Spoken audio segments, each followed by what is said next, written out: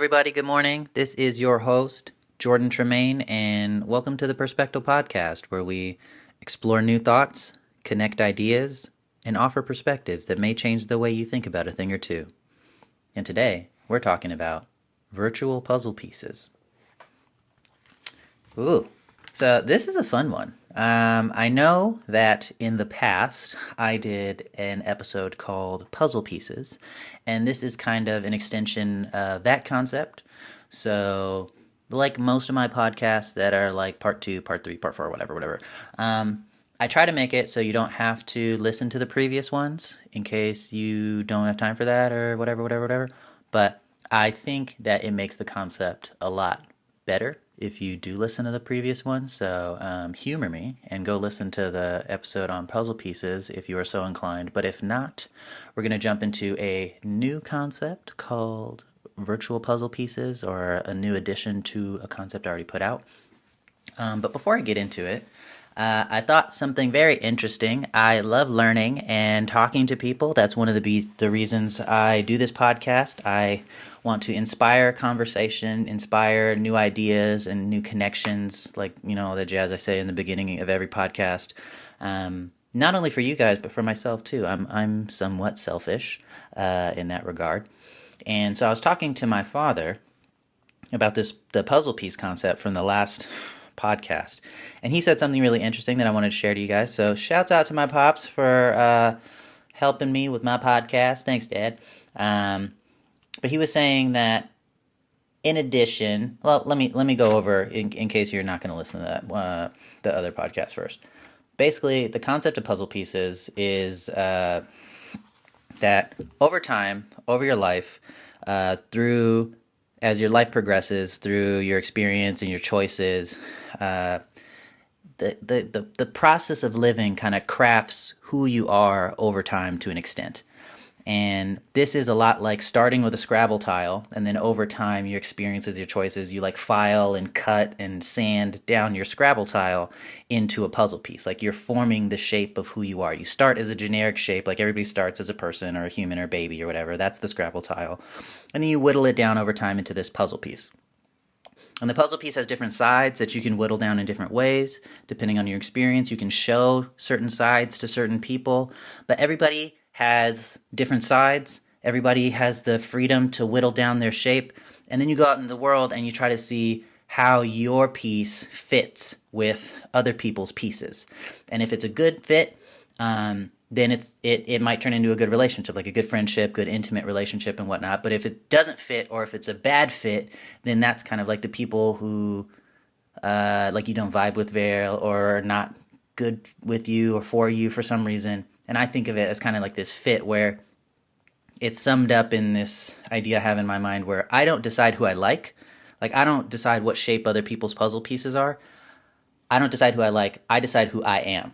And by me deciding what shape my puzzle piece is, it does kind of decide who I like, because that's really the only control I have, is to shape my piece, and then I go and see what other people shaped their piece at, and I try to appreciate or fit with them accordingly. And establish connections.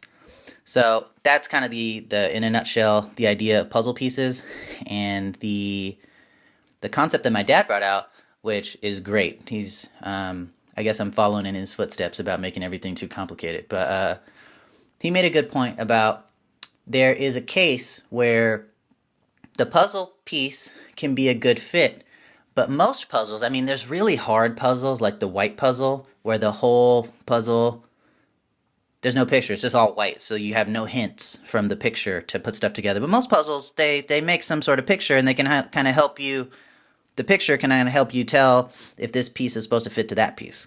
And he was saying, like, in the analogy where I'm a puzzle piece, you're a puzzle piece, he's a puzzle piece, we're all puzzle pieces, hey,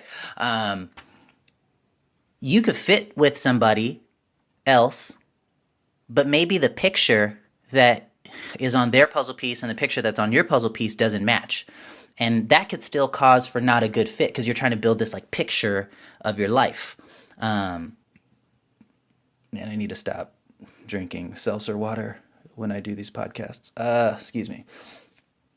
But this is less obvious, because sometimes the fit from the shape of the puzzle pieces is almost there, and that could be tricky because you're trying to make it fit, or you're maybe trying to convince yourself, oh, maybe I could shave off a little myself there, if maybe I could convince the other person to cut this off there, and then we'd fit better. And that's tricky enough. But with this one, you could have a really good fit, but you guys may not be good for each other because your pictures are different. And this is not saying one person's bad or one person's good. I'm saying there's differences in people, and maybe like you guys vibe really well, and you have good conversations and all this kind of stuff, and it's dope. But picture-wise, maybe their profession is something that is totally not compatible with your life. So maybe, I don't know, like you work for PETA and they slaughter pigs for a living, and you guys love each other, you guys have good conversations and stuff, but sometimes there's certain things where like some people can't get into intimate relationships because of their religious principles, and that's all good, like that's their choice. But sometimes it's like, I fit really well with you, you understand me, you vibe with me, that's cool, but there's like, I think we call them like deal breakers or this or that, where it's kind of sad, but sometimes that picture doesn't match up even though the pieces do fit next to each other. And the way my father was bringing this up, I thought was interesting, where if it ends up not being a good fit, this one is hard because it is a good fit, but it's not a good picture. So it feels right. The fit is good, but the visuals are off. And that can make us really struggle with trying to force it to work. And it could make the process of moving on very difficult because it fits so good. It feels so right. Because the feel is right. But we're not talking about the feel. We're not talking about the fit. We're talking about the look. We're talking about the ops. And in terms of the picture being different. And so I thought that was a cool thing to throw in there. So thanks to Pops. And we're going to move on to the actual concept today, which is virtual puzzle pieces. After that little pre-bonus you got there for free, just like every other episode. And so we got this puzzle piece concept that I laid out. And everybody is working on their puzzle piece. And when you bump into people, like in your, like, you know, you have a coworker, somebody is on the bus next to you, you get in a relationship with somebody, there's you guys like trying to fit and see if it's a good match. But I think it's a little more complex than that, because the real you, the Scrabble tile, I think is something that we often don't show each other, and we often don't even show ourselves. I think most of the time, I would say the vast majority of the time, one of the difficulties with being alive is that you have to deal with other people and live in this world that you don't understand. And I know, I'm not trying to say like you're dumb, you don't understand the world. I'm saying the world is super complex, it's constantly evolving and changing, and I think it's just more than any one person can take, like, to understand the whole world. That's what I'm trying to say. Myself included. I'm quite lost and having a good time. But because we have desires or insecurities or different little things, I think a lot of times, while everybody does have a Scrabble tile that they're working on in some capacity, we also create these projections. We create these virtual Scrabble tiles that we work on and we craft in order to try and make pieces that we think are what should be. And that can often be different than what is. And so in this podcast, I'm going to talk about virtual puzzle pieces, and I'm going to talk about the true piece. And the true piece is the actual like wooden Scrabble tile that is the real you and the real shape that you're actually making. And I think sometimes, or most of the time, we also, as we're working on that, also create these projections or these virtual pieces. And I think most people have a minimum of 3 puzzle pieces they're working on at any one point in time. And you could have a bunch, but we have the true piece, which is the real who you are. We have one virtual piece, which is who you show yourself, who you think you are. And then we have the other virtual piece, which is who you show other people. And so I think this is important for reasons I will explain a little later in this podcast, but when I explain the two virtual pieces. So you have the inner piece, the inner virtual piece, which is the one that you show yourself, that you're like, oh, this is who I am. This is my self-concept. And then you have the outer virtual piece, which is the one you show other people. I think ultimately the high goal of this is to just be the true piece, be the wooden piece, and that's the one you see, and that's the one you show other people. But that can be very difficult, very confusing, and like I think that's assuming that you got all this stuff worked out in your head and you've done all the therapy sessions and all that stuff, which is a lot of work, and I'm still working on. So I don't want to be like, oh yeah, it's easy, just do it and you'll be good, because it's a lot of work. But the inner piece, the inner virtual piece, I think is something that we build because we have this concept of what we should be. We have these concepts about what's successful, about what's acceptable to other people, and we build up this idea of I'm a good person, or I do this, I'm this is my character, and we tell ourselves these things. We like advertise these things to ourselves, and we build this like inner avatar, this like Facebook profile that's private to only us. Or no, it's more like a MySpace profile, because we got like super custom with those and we got to choose all the different stuff. But it's like only for us. And when we look at it, we're like, that's me. And like, like when you go to the store and you see like a piece of art, or you see like a shirt or a jacket, and you like, that's me. That's like you having this idealized version of yourself and saying that this outside thing matches with my version of myself, I think. And I think we all do that. And I think it's just something that happens. But I think it's interesting to kind of separate the true piece, the real essence of who I actually am, from this who am I telling myself I am. And then the outer virtual piece is the virtual piece that I create, that I show other people, the avatar, the Facebook profile, the MySpace profile that everybody else looks at. And I'm trying to, the Instagram, I think the Instagram, that's the good one. It's like, this is me. Everybody look, this is what I want to show other people. So I build this public persona of who I am that shows only what I want other people to see. And it hides all the stuff I don't want them to see. So that goes back to a concept that I talked about in the sensationalism podcast, which oddly enough was in the conversation I had with my dad when he gave me that bonus piece. But where you're projecting this idea of who you are to other people. And earlier in this podcast, I said that you have a minimum of 3 pieces. You have the inner piece, the outer piece, and the true piece. And I think I said minimum because with the outer virtual piece, like, I think a lot of people create a bunch of different virtual pieces depending on what situation they're in. They want to be perceived a certain way at work. They want to be perceived a certain way at church. They want to be perceived a certain way in front of their friends, in front of their parents, in front of their significant other. And you can look at it as wearing a lot different masks. You can look at it as putting on different hats. And I'm not trying to judge people or say this is good or bad. I'm trying to point out a concept so that we can have some words to use to have conversations. I think you can listen to a lot of these podcasts as like me judging people and telling people how to get right and how to do better, but that's not my intention. My intention is to like provide a vocabulary or provide concepts that we can like help share our experience and learn. And so you can have like any number of pieces. You can even have a certain virtual piece that you show your dog. Like, that's not really you, but you act a certain way. You act a certain type of extra when you're around your dog, so that you can have a certain relationship with your dog. But when your dog's not around, you act differently. So that it could be towards any outer thing.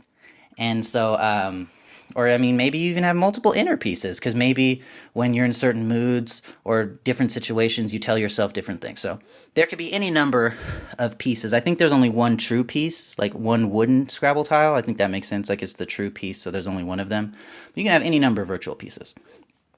I think in terms of the inner virtual piece, in my mind, I think it's essentially like, it's like a handcrafted map of showing you what you don't accept about yourself. So you have the true piece, which I don't know if you can ever really see, because all these pieces are concepts. But the true piece is who you really are. And the virtual piece, the virtual inner piece, is the one you show yourself. And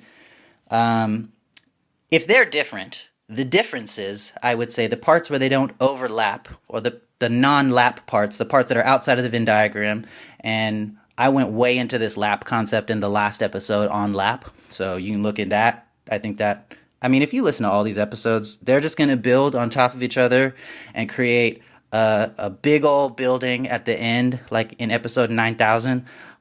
So, I mean, I want you to listen to every episode. You don't have to. They're all separate, but, you know, they all work together. I think the way my mind works, I try to create connections. So,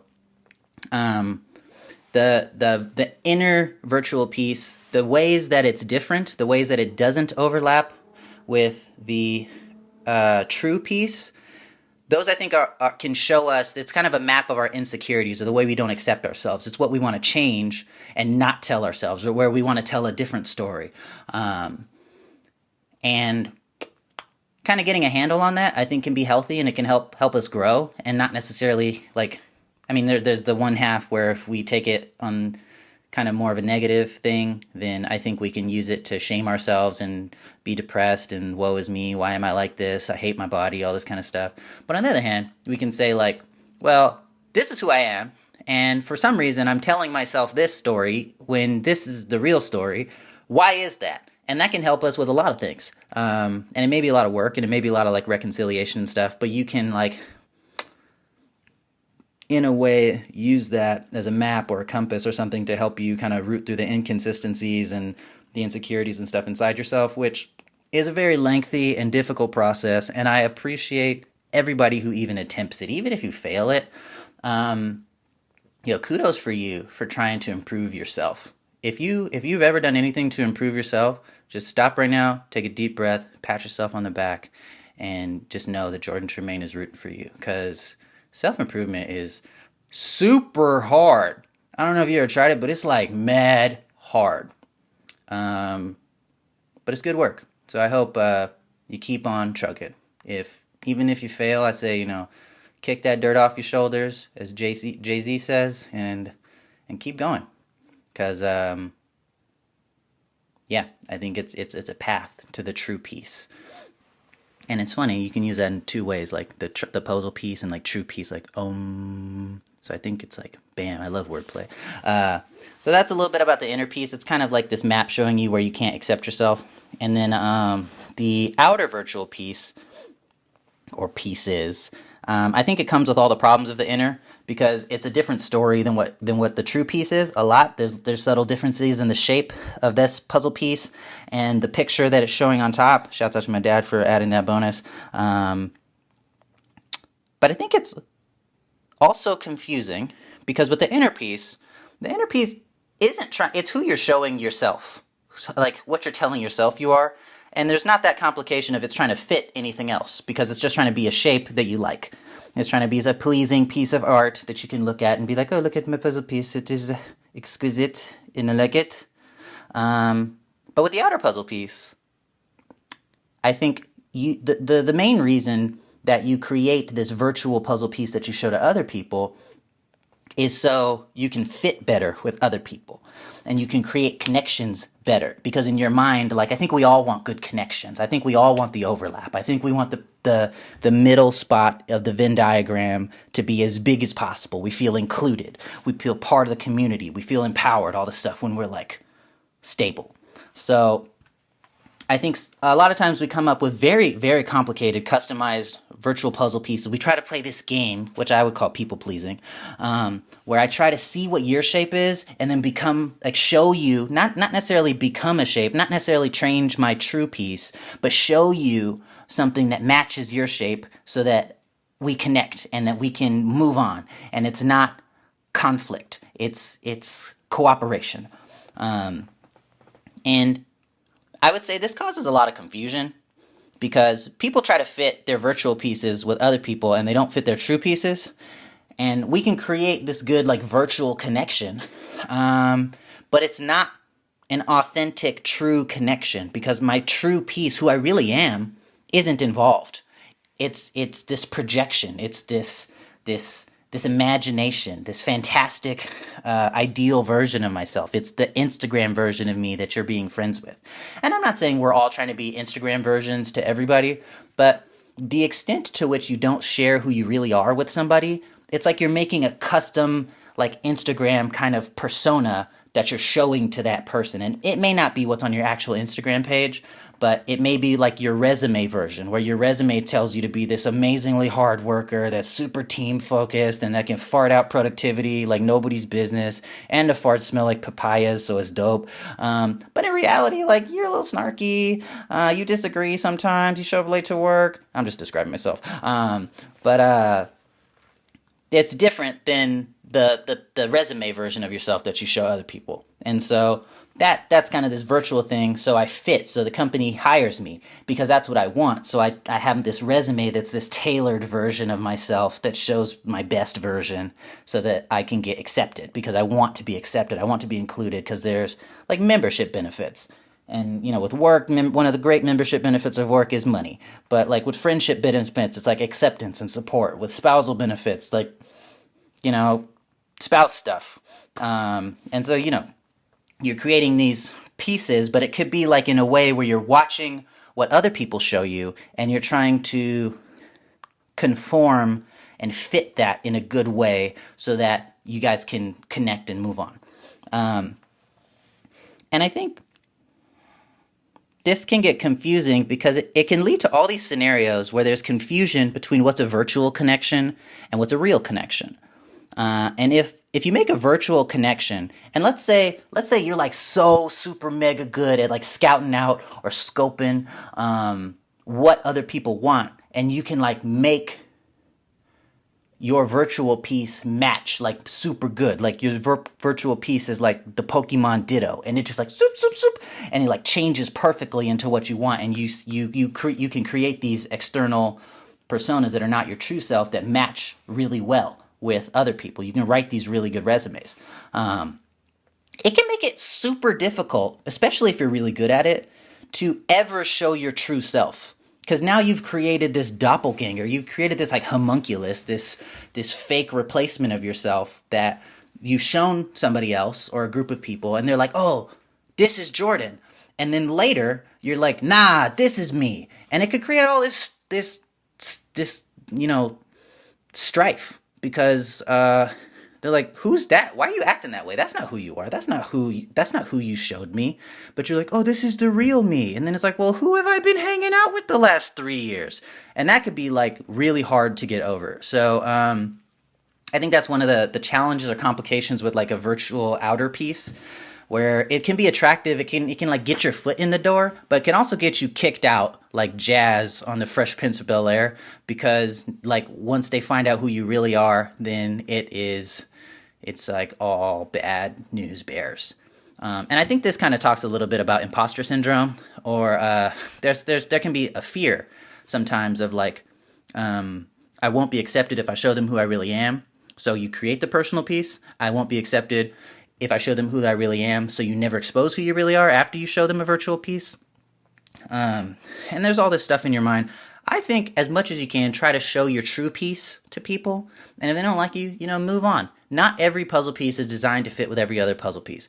That would make puzzles super complicated. It's like, they make it way harder because now you have to go off visuals only. But it's okay if you don't fit with everything. It's okay if every color isn't your favorite color. Like, my favorite color is like cobalt blue, and I don't think brown should get depressed and like, oh my gosh, I'm not his favorite color. It's like brown is somebody else's favorite color, and you can go live your best life with that person. But I'm gonna hang out with cobalt blue because it's dope, and that's okay.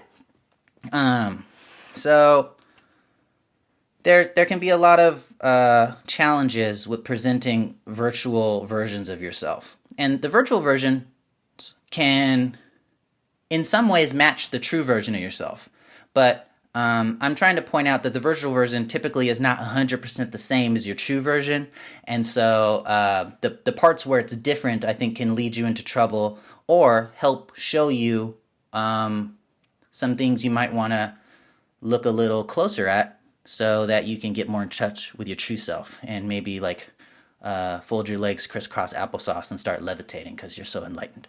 Um, but ultimately, I think that while it may be very difficult, very uncomfortable, which I think a lot of people don't address this. They go like, "Oh man, you should go to therapy. Oh, you should work on yourself. Here's a self-help book." And they're all like super positive. Like this stuff, oh my gosh, it's like super difficult to look at the parts of yourself you don't like and be like, "Yeah, that's me." Especially in public. And you gotta go like apologize to people, be like, "Yo, I was like a butthead and that was my fault." And sorry, I'm trying to work on it and this and that. Like, that's hard. And I don't think anybody likes doing that. It's like embarrassing. You get like, your heart starts beating, you get a weird feeling in your stomach. It might depress you to accept that parts of you are not your favorite. And it's like, ugh, who wants that? But it's so important for growth. And once you do it, you'll be like, yo, I'm happy. I did it. I wasn't happy that I went through that whole process. But it's like coal only becomes a diamond when you put it under pressure. Like, I don't think coal likes being put under pressure, but I bet the diamond is like, yo, I'm a diamond. Yeah, this is tight. Or like caterpillars, I don't know if they like being cooped up inside cocoons. Like, that seems like ultra cramped and there's no food in there. But being a butterfly sounds dope. So, and we're ignoring like that, all the downsides. I'm like trying to like, glam up these metaphors and make them sound really pretty. But sometimes it's important to get cocooned. And sometimes it's important to like step back and work on yourself. Sometimes like with your kitchen, like maybe you want a better looking kitchen, so you got to renovate your kitchen and you got to tear your kitchen up. You got to like break stuff and there's trash and dust everywhere and you can't use your kitchen for a while. Maybe you got to go out to eat or set up a little camp stove in the living room where the dust isn't there and stuff so you can work on your kitchen. But when it's done, you're like, oh man, I love this new kitchen. Look at these granite countertops. We have one of those little fancy faucets on our sink that pours out hot water and filtered water on tap right next to the big faucet so we don't have to boil water anymore. This is so fancy. And it's so good once you have it, but nobody wants to go through the renovation process. It's expensive. I don't know if the contractor is going to do me dirty and all this stuff. It's stressful. And it could not work out. There's always that possibility. And it could unearth more problems. You could tear a hole in the wall trying to like put in a new electrical socket, and then it could show you that there's major problems behind the drywall, and now you have to replace the upstairs or something, and there's always a risk of that. But I think usually it's worth it, and it can uncover some stuff that if you take care of now will be better than later. But so it's I think it's usually uncomfortable, and it's good to accept that because I think that's the reality of it. But I think working to make your virtual puzzle pieces look as much the same as your true piece is worth it in the end. And I think, although I don't know if it's possible to get rid of your virtual pieces, I think at every point in your life there's going to be some difference between what you see in yourself, what you show other people, and who you actually are. I think as much as possible as you can get those aligned and get them to overlap, I think it's better for two reasons. Number one, there's less confusion. You're showing people who you really are, so you never have to do that bait and switch and be like, haha, now that I got you in my apartment, like, these aren't my real muscles. I'm wearing a fake shirt that, like, makes me look strong, but I'm really, like, not looking like that. And, like, here's contacts that, like, and, like, all this stuff. And I'm not saying, like, don't wear makeup and all that kind of stuff. If you like makeup, wear makeup. But, I don't like it personally when I feel tricked or when I feel like somebody lied to me. And when you create a persona that's not really who you are, and then you show me who you are, I do feel lied to. So that can be a difficult thing to get over for some people. That's what I'm trying to say. And the more that your virtual pieces are like your real piece, the less that happens. And also, I think it kind of, in a way, helps you to do less work. Because now, like, the more similar they are, the less time I spend crafting my real piece and my virtual pieces. It's like I spend more time crafting my real piece. So it's a better real piece because I spent my time on that rather than crafting a bunch of different pieces for everybody. And then I have a bunch of like imperfect pieces when I could have spent all that effort and learned how to be a really good craftsman on wood rather than doing programming on virtual pieces. Like, I don't even know how to program because I spent all my time working on this wood. Here's a real piece. Where's your real piece? Let's fit them together. So I think that's it helps with the accuracy in the beginning with relationships. and can help you find fits that are good for you faster, because it's already hard enough if you really work on your piece to find a fit. But it's like you work super hard on your piece and you go on this epic quest and you find somebody that fits with you, and then they were showing you a virtual piece and that's not who they really are. What a disappointment. Like, bad luck, bro. I'm sorry. But hopefully you work on your real piece. You do as much as you can to accept who you really are. The ugly parts and the good parts. Nobody's all good. Nobody's all bad. People are just who they are, and it's okay. And hopefully you can accept who you are and grow who you are. Hopefully other people can do that, and when you meet, you show people who you really are. Maybe not all at once, like the too much information thing, a little at a time, but a little bit of the real at a time, I would say. And hopefully they show you their real piece. You show them your real piece. It clicks. You guys are buddies, or you become husband and wife, or you become, I don't know, business partners or whatever, and you guys change the world and make it way better.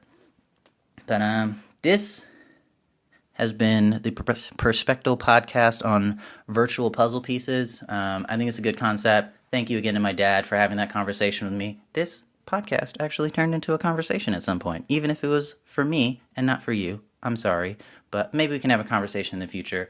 I hope you have conversations.